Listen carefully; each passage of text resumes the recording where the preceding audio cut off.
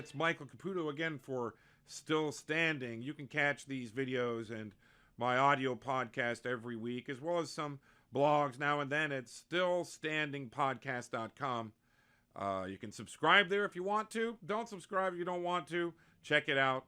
I think you might enjoy it. Listen, I stand with the president regularly, constantly, almost all the time. I very rarely separate myself from President Trump. I've been a friend of his for several years. I worked with him since long before the presidential election, and I knew him, first met him in 1988. I supported him 100% for President of the United States. I worked on his campaign. I've been disappointed by some of the people who are around him. I don't like the leaks that come out of the White House and the departments that are clearly anti-Trump. I don't like the people around him who try to stop his agenda at every turn. It's really been less and less in recent months after Chief of Staff Kelly weeded out some of that stuff. Some of the other folks left. A lot of the people who we suspected were leaking left the White House, and the leaks slowed down. I've kind of been impressed with the way things are moving in recent weeks, and I've never seen the president so disciplined and on message, and the White House on message since this debate on the wall and the government shutdown started before Christmas. I wish they could be this on message every single day. I think they're doing great. I think the president can win this wall fight. But let me tell you something.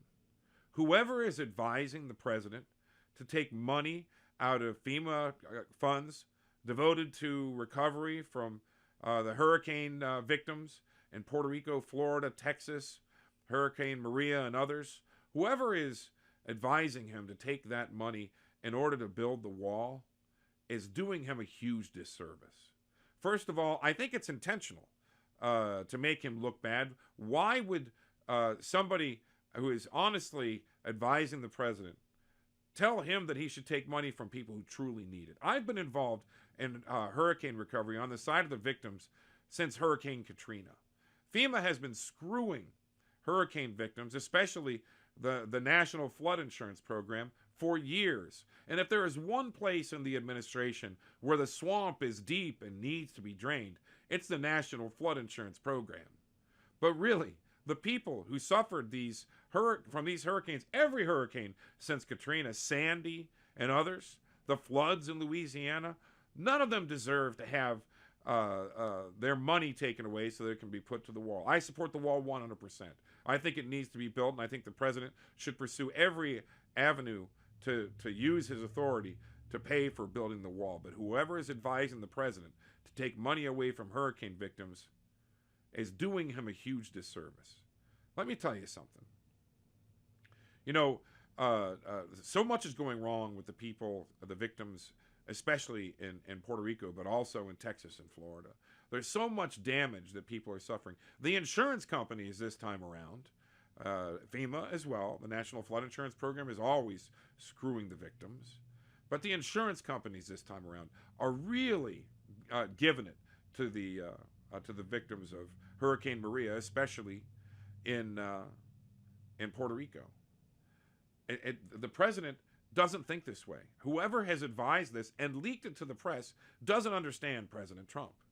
I know this because the Hurricane Sandy victims in New York played a key role in the New York State primary victory over Ted Cruz. In fact, the Hurricane Sandy victims, who Ted Cruz had proposed cutting the aid as a senator for Hurricane Sandy recovery, we had Hurricane Sandy victims working on behalf of President Trump, chasing Ted Cruz all around southern, southeastern New York, New York City environs, chasing him around, protesting him everywhere he went. Hurricane Sandy victims helped deal a decisive blow against Ted Cruz in the end of the Republican primary. In fact, it was the New York State primary victory that put him away. Of course, the Trump team had done a good job through several primaries before that, but I was the director of the New York State primary, and I can tell you that Hurricane Sandy victims were absolutely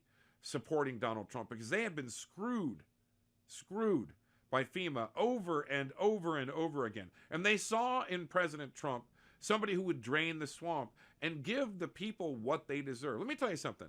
The victims of Hurricane Sandy paid for their hurricane insurance for years and years and years, paid their premiums. And then when it came time to collect on their damage, the National Flood Insurance Program screwed them. And I'll tell you, Donald Trump knew that. We talked about them, he and I, a couple of times. And he spoke about Hurricane Sandy victims often. So anybody who is recommending to President Trump that he take money from hurricane relief funds in order to build the wall is trying to damage the president's efforts to get that wall built.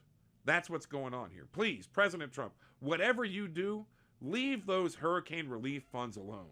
And tell the person who is recommending to you that you take the wall money out of those funds that you're onto them, that they're trying to hurt you, and that they're leaking it from the White House so that you have a bad weekend in the media.